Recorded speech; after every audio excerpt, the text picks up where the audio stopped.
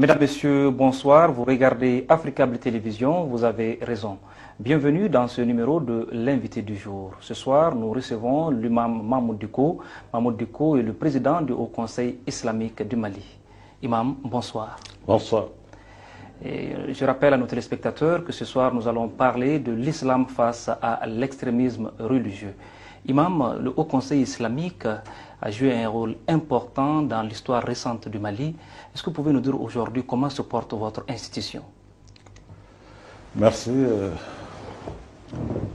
Merci à nos téléspectateurs, à vos téléspectateurs. Bonsoir à toute la communauté musulmane du Mali, et toute la Oumma et tous les Maliens. L'institution, le Haut Conseil se porte très bien. Se porte très bien. C'est comme par le passé. Se porte très bien aujourd'hui, plus qu'hier. Plus qu'hier. D'accord. Mahmoud, dites-nous aujourd'hui, qu'est-ce que vous entendez par extrémisme religieux?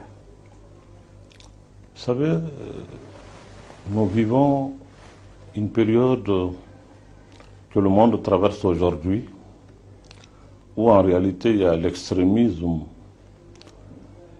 dans presque tous les domaines.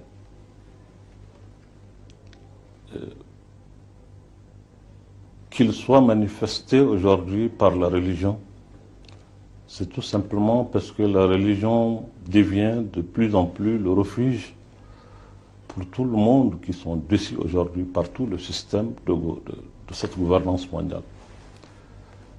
Et dans ça, tous les opprimés, tous les gens qui n'arrivent pas à s'exprimer de par le monde, généralement, trouvent refuge dans la religion.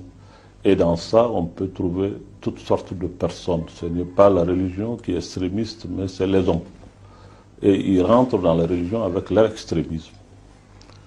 Et donc, il faut certainement faire la définition et faire la part des choses entre des extrémistes dans la religion et l'extrémisme religieux. Il n'y a pas d'extrémisme dans la religion, mais il y a des extrémistes, effectivement, dans la religion. Dans la religion. Merci bien, imam. On parle d'actualité. Au Sénégal, un imam a été condamné il y a quelques jours. On l'accusait de faire l'apologie du terrorisme. Cet imam disait ceci, je cite, il dit qu'un militaire qui va combattre en terre musulmane est un mécréant, et celui qui combat sous un autre étendard que l'islam ira en enfer. Comment analysez-vous ces propos de cet imam condamné? Écoutez, ces propos n'engagent que leur auteur. Les contextes dans lesquels il a dit ces propos sont des contextes qui sont différents du contexte malien. Et la personnalité de celui qui a parlé est différente de Mahmoud Dicko. Je me réserve vraiment de commenter les propos de quelqu'un. Je ne sais pas sur quelle base la justice sénégalaise l'a jugé. Et il est difficile pour moi de donner une opinion par rapport à ça. D'accord. Mahmoud Dicko, revenons au Mali. À un moment donné, quand il y a eu les attentats de Radisson Blu, vous avez tenu les propos suivants, je cite, « Ces gens nous ont été envoyés par Dieu à cause de nos comportements, car tout le monde sait aujourd'hui ce qui se passe chez nous. Il y a actuellement dans notre pays des adeptes de loufti, gays, lesbiennes, des bars, et ce qui s'est passé n'est qu'une infime partie de ce qui doit nous arriver, et le plus dur est à venir. » Et quand vous avez tenu ces propos-là, le procureur à l'époque, Daniel Tessougui, a qualifié ces propos-là d'apologie du terrorisme. Est-ce qu'avec le recul, vous avez eu le sentiment d'être incompris? Bon, certainement, je pense jusqu'à aujourd'hui que je n'ai pas été compris par celui qui a dit ça. Je le respecte beaucoup. C'est un juge très respectueux de notre pays, avec lequel il y avait de très bonnes relations. Personnellement, on n'a pas eu à discuter ou à échanger par rapport à ces propos. Il ne m'a jamais interpellé pour me dire, imam, ce que vous avez dit en matière de droit, ça, c'est telle ou telle position. Il ne m'a pas dit. C'est un juge, il est indépendant, il est libre vraiment de qualifier les choses et les juger telles qu'il le pense. Je ne peux pas m'interférer dans ça et je respecte vraiment l'opinion des juges et leur opinion par rapport à ces choses-là. Mais j'ai parlé en tant que religieux et je ne peux pas parler autrement que religieux parce que c'est ce que je suis.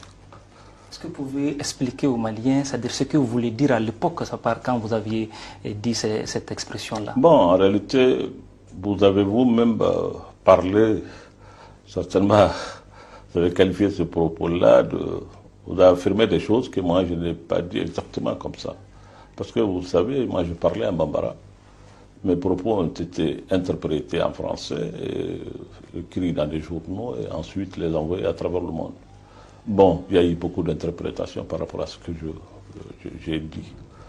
Je peux encore dire ce que j'ai dit parce que j'ai encore mémoire de ce que j'ai eu à dire. Et je l'ai dit lors d'une interview que j'ai eue avec le chargé de communication au niveau du Haut Conseil. Après avoir condamné l'acte qui est condamnable à tous égards, parce qu'on ne peut pas se donner, arroser le droit d'aller ôter la vie à des gens qui ne vont rien faire. Aucune religion ne peut justifier ça, aucune position, aucune philosophie, ça n'existe pas. Alors maintenant, je me pose des questions. Comment des gens peuvent aller ôter la vie à des gens innocents et se donner eux-mêmes la mort? C'est pour cela que je parle de punition divine. Ça, c'est ma vision en tant que religieux, c'est mon interprétation en tant que religieux. Mais je souhaite vraiment ne pas trop commenter cela pour ne pas susciter encore d'autres polémiques. D'accord. Imam, parlons de la